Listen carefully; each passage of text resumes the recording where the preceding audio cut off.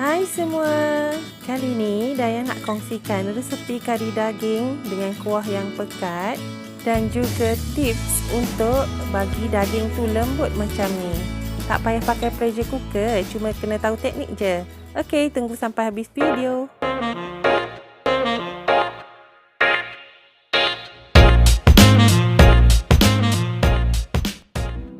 Okey, mula-mula kita kena sediakan bahan kisar. Bawang merah besar 3 biji, tapi kalau sama saiz nak pakai 2 biji pun dah okey.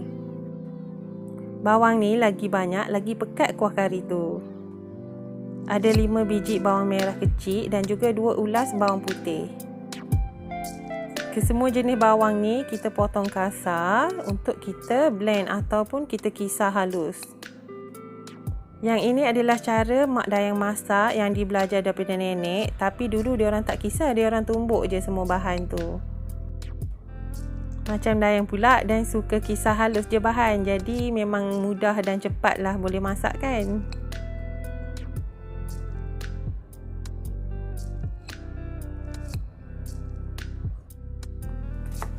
Okey, bila dah siap, bolehlah letak air sama paras dengan bahan. Kemudian kita kisar halus dan ketepikan sekejap. Okey, resepi kali ni Dayang gunakan 500 gram ataupun setengah kilo daging segar tempatan. Dan akan tunjukkan cara untuk potong daging yang macam ni. Adalah arah urat daging. Kita kena potong melintang. Maksudnya potong arah berlawanan dengan urat daging untuk dapat tekstur daging yang lembut bila kita masak nanti. Kalau rasa keliru atau tak tahu arah urat daging, potong dulu daging yang ketulan besar pada ketulan yang lebih kecil. Jadi kita akan senang nampak arah urat dia, nampak ni. Jelas kan urat dia memanjang. Jadi kita kena potong melintang macam yang Dayang tunjukkan ni.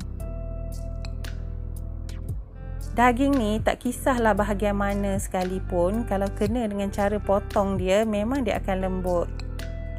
Kalau siapa yang pernah masak daging tu lihat, bolehlah cuba cara yang Dayang tunjukkan ni. Mesti daging tu senang dimasak dan lembut.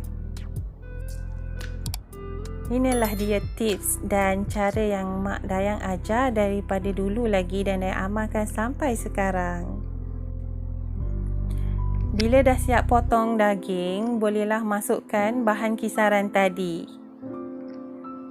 Bawang besar, bawang putih dan juga bawang merah. Lepas tu, kita boleh bancuh serbuk kari pula. Untuk setengah kilo daging, Dayang gunakan 5 sudu besar serbuk kari daging. Serbuk kari ni Dayang bancuhkan dengan 1 cawan air lebih kurang untuk dijadikan paste. Okey, kacau sampai sebati dan juga rempah dah tak berketul. Jadi maksudnya serbuk kari dah sedia untuk kita tuangkan dalam daging tadi. Masukkan paste yang dibancuh bersama daging dengan bahan kisaran tadi dan bolehlah kacau dan gaul sampai dia sebati. Tujuan dia supaya semua rempah meresap masuk ke dalam urat daging dan menjadi mesra. Perap selama 1 jam ataupun lagi lama lagi bagus. Sementara tu sediakan bahan untuk ditumis. 2 biji bawang besar, 4 ulas bawang putih, 5 biji bawang merah kecil, 2 inci halia lebih kurang. Ada 2 biji ubi kentang yang dah dikupas kulit. Ada rempah 4 sekawan, 3 biji bunga lawang, 5 biji buah pelaga, 3 biji bunga cengkeh dan juga 1 batang kulit kayu manis, 2 tangkai daun kari, 3 sudu besar air asam jawa, 1 cawan santan pekat dan juga 3 sudu besar kerisik kelapa. Buat sahabat di Indonesia, kerisik kelapa adalah kelapa parut yang digoreng tanpa minyak, kemudian tumbuk atau kisar sampai keluar minyak macam ni ya. Okey, lepas tu bolehlah mula hiris bawang merah atau dimayang halus macam yang Dayang buat ni. Yang ini asing ya, yang mula-mula tadi kita buat kisar, yang ini pula daun hiris untuk buat tumis. Dan tunjukkan cara untuk mayang atau hiris bawang, dan suka potong daripada tepi macam ni. Yang ini terpulang kepada masing-masing punya selera lah nak potong macam mana. Lepas tu Halia pula dan suka potong memanjang. Mula-mula hiris nipis, lepas tu bolehlah hiris memanjang pula. Halia ni bagus kita masukkan dalam kari untuk satu buang angin dalam badan kalau kita makan, dan yang keduanya untuk menghilangkan hanyir daging tu. Bawang putih dan cuma mayang dan hiris halus saja.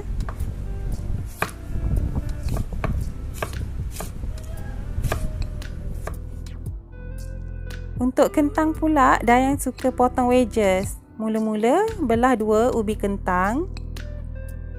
Lepas tu belah 2 lagi, jadi sebiji kentang tu boleh belah 4 ataupun 6. Dayang suka potong macam ni, tapi kalau nak potong dadu pun boleh. Dah siap bahan semua, bolehlah kita panaskan kuali dan masukkan minyak masak. Minyak masak ni anggaran dalam 5 atau 6 sudu besar macam tu. Bila minyak dah panas, terus masukkan bawang merah. Bawang merah dan juga bawang besar tadi. Bolehlah kacau dan juga tumis sampai bawang tu garing dan naik bau. Masa ni boleh gunakan api besar. Lepas dah naik bau, boleh masukkan rempah 4 sekawan tadi. Bila bawang merah dah makin layu dan garing macam ni, bolehlah kita masukkan halia dan juga bawang putih. Halia dan bawang putih ni dia ada bau dan rasa yang kuat, jadi jangan masuk awal-awal sebab takut dia akan jadi pahit nanti. Okey, lepas tu lurutkan 2 batang daun kari tadi untuk aroma yang lebih menyerlah dan wangi. Lepas tu kacau-kacau sampailah semuanya dah garing. Bolehlah masukkan daging yang kita perap tadi. Saya memang suka masak kari daging macam ni sebab daging tu akan menjadi lembut sebab kita masak dia dengan lama dan juga dengan rempah ratus yang kita dah perap kat dalam tu tadi. Jangan lupa masa ni terus kena kecilkan api sebab kita dah masukkan rempah. Masukkan air dalam bekas kita perap tadi dalam setengah cawan. Lepas tu masukkan sekali dalam kuali. Yang ini tips kedua untuk dapatkan masakan daging yang lembut. Kita kena masukkan daging dengan rempah dulu. Lepas tu kita kacau gaul bagi sebati dan kita biarkan dia naik dan pecah minyak. Bila dah nampak ada lubang-lubang yang mengeluarkan minyak macam ni, maksudnya dia dah pecah minyak. Bolehlah kita masukkan santan pekat. Jangan lupa untuk sesekali kita tengok kuali dan kita kacau supaya rempah kita tak hangus kat bawah tu. Lepas tu kita gaul lagi sekali dan kita biarkan kari kita pecah minyak untuk kali yang kedua. Dan ada masukkan dalam 1 cawan air kat dalam bekas yang blender tadi, air bawang, dan juga tambah lagi 1 cawan air untuk kuah. Jadi kari Dayang ni kuah dia dalam 3 cawan air macam tu. Bila dah masuk kuah dan juga santan, kita biarkan dia pecah minyak lagi sekali.